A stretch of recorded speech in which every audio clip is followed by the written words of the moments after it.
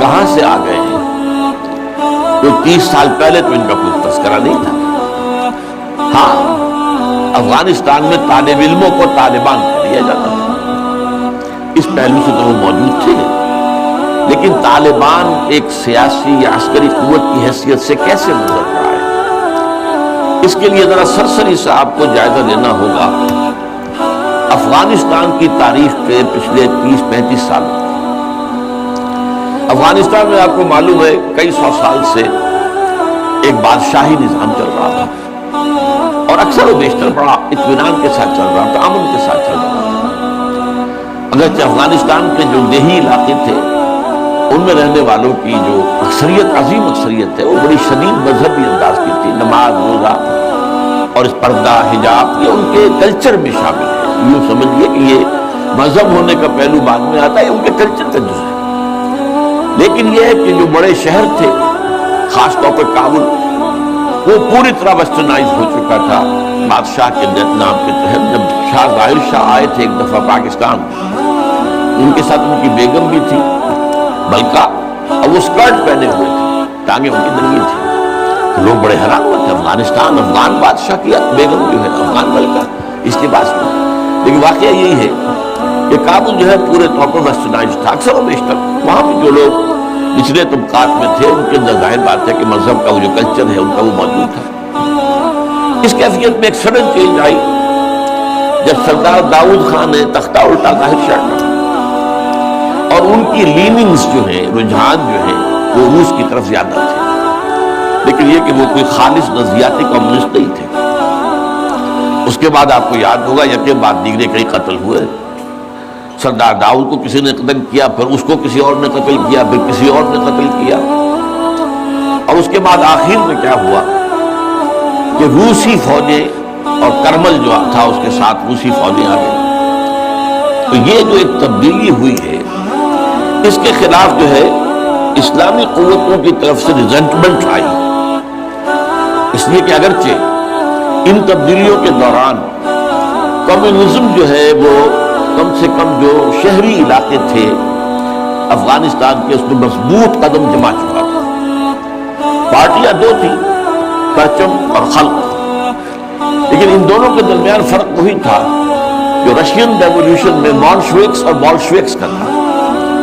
پارٹیاں دو لیکن نظریہ ایک، کمیونزم ایک، قیادتیں دو جدا، دو پارٹیاں۔ اسی طریقے سے ان کی پارٹیاں دو تھیں، آپس میں ان کا جو ہے پاور سٹرگل بھی جاری تھی، لیکن کمیونزم کے اوپر وہ بالکل جو ہے پورے متفق تھے۔ اب یہاں پاکستان میں اس کا جو رد عمل ہوا اس کو سمجھیے، جو بہت صحیح ہوا۔ ابھی جب کہ ریزسٹنس شروع ہوئی تھی اور روسی فوجیں نہیں آئی تھیں، ابھی گویا کہ ایک لوکل فینومینا تھا، گویا کہ سب کچھ جو ہے وہ افغانستان کے اندر جس کو میلٹنگ پاٹ کہتے ہیں اسی کے اندر تھا۔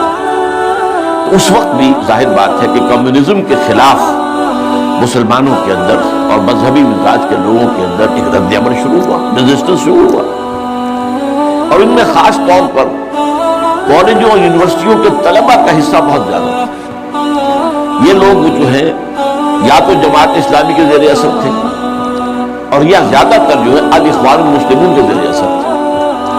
انہی کے لیڈروں میں حکمت یار تھے، گل مدین حکمت یار، انہی میں احمد شاہ مسعود، اور ان دونوں کی بڑی گہری دوستی تھی، بہت گہرے ایک دوسرے کے ساتھ یہ گویا کہ کامریڈز تھے اور ساتھی تھے۔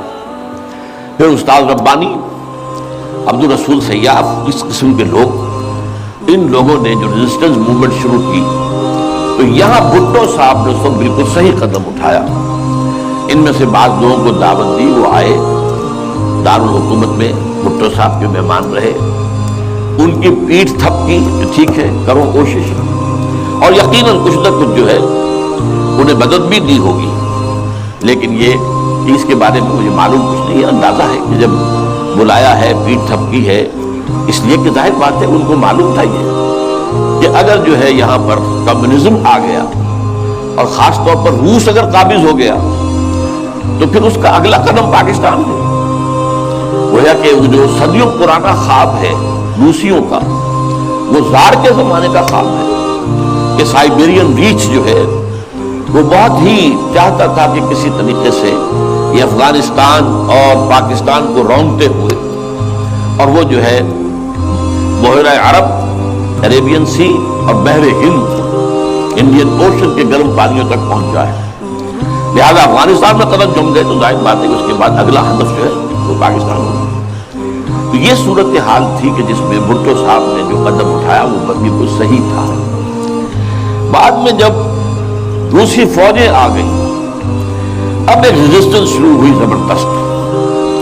ان میں سب سے پہلی ریزسٹنس جو ہے وہ در حقیقت جو جہاد شروع ہوا ہے وہ جہاد فی سبیل الحریت تھا۔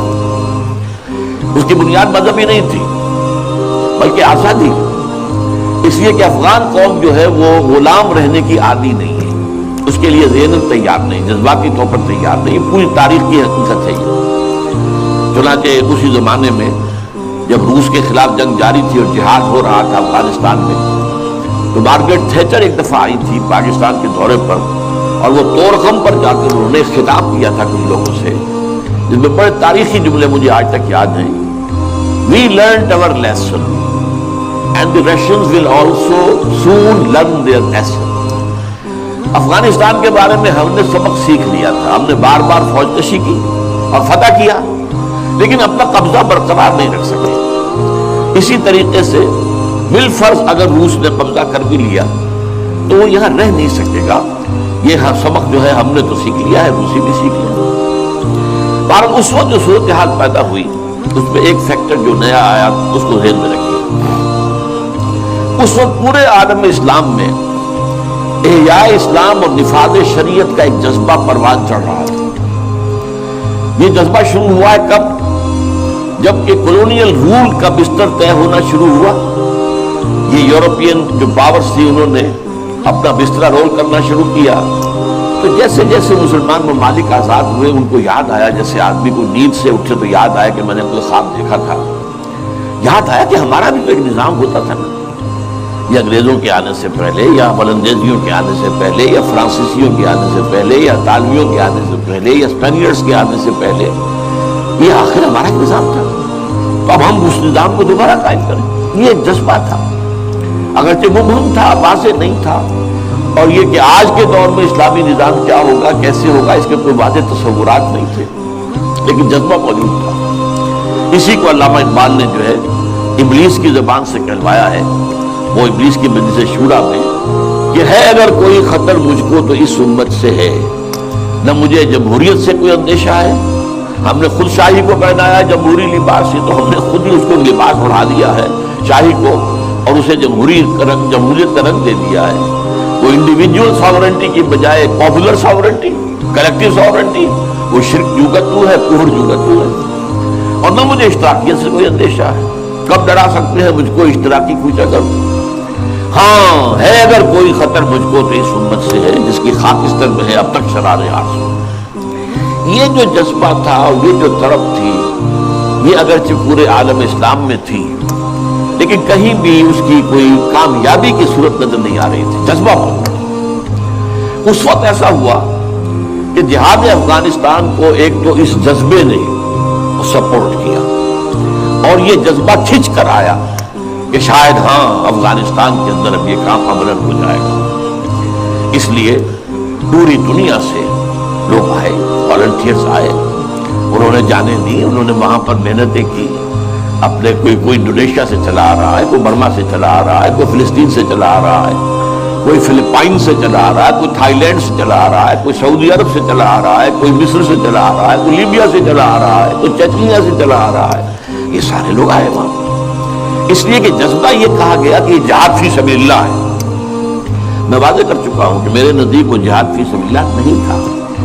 جہاد فی سبیل اللہ کی جو شرائط ہیں وہ یہ ہے کہ پہلے دعوت اور اس میں اتمام حجت، پھر جو دعوت کو قبول کرے انہیں منظم کرنا، ڈسپلن آرگنائزیشن میں لانا، ایک امیر کے تابع ہونا، اس سے بیعت کرنا، اور پھر یہ کہ ان کی تربیت، ان کا تزکیہ یہ ہو کہ دل میں سوائے اللہ کی رضا کے کوئی اور جذبہ باقی نہ رہ جائے۔ یہ مال و دولت دنیا یہ نہیں، کچھ نہیں، نہ حکومت نہ سیادت، صرف اللہ کا، اللہ کی رضا، اور یہ کہ جذبہ اتنا ابھر آئے کہ تن من دھن حتیٰ کہ جان دینے کے لیے تیار ہو۔ یہ ساری شرائط ہیں جہاد فی سبیل اللہ کی۔ ظاہر بات ہے کہ وہاں پر تو جو ایک دم حملہ ہو گیا اور اسی فوجی آ گئے تو نہ انتخابوں کا موقع تھا نہ اس کے لیے وقت تھا، وہ لوگ کھڑے ہوئے. یہ جہاد فی سبیل حریت تھا، آزادی کا جہاد. اور مسلمان جب آزادی کا جہاد کرتا ہے تو وہ بھی جہاد فی سبیل اللہ ہی کی ایک قسم ہے، جائز جہاد ہے، اس میں جان دینا بھی شہادت ہے. اگرچہ وہ جو ایک مثبت جہاد فی سبیل اللہ، وہ تو ہمیں سیرت صحابہ اور سیرت النبی صلی اللہ علیہ وسلم میں اس کا پورا نقشہ مل رہا ہے. بہرحال ایک تو یہ کہ وہ کشش ان کو کھینچ کر لائی. دوسری طرف امریکہ نے وہ یہ چاہتا تھا کہ اسے نظر آ گیا کہ روس سے ایک تو جو بڑا پرانا اکاؤنٹ ہے، یعنی یہ کہ جو ویتنام میں روسیوں کے ہاتھوں شکست کھائی تھی امریکہ نے اور بھاگا تھا وہاں سے، تو گویا کہ اس کا بدلہ لینے کا یہ سنہرا وقت آ گیا ہے. اس سے بھرپور فائدہ اٹھایا جائے. اور یہ کہ اگر ہو سکے تو شاید اس حد تک بھی ان کے خیال میں ہو کہ USSR کو ختم کر دیا جائے.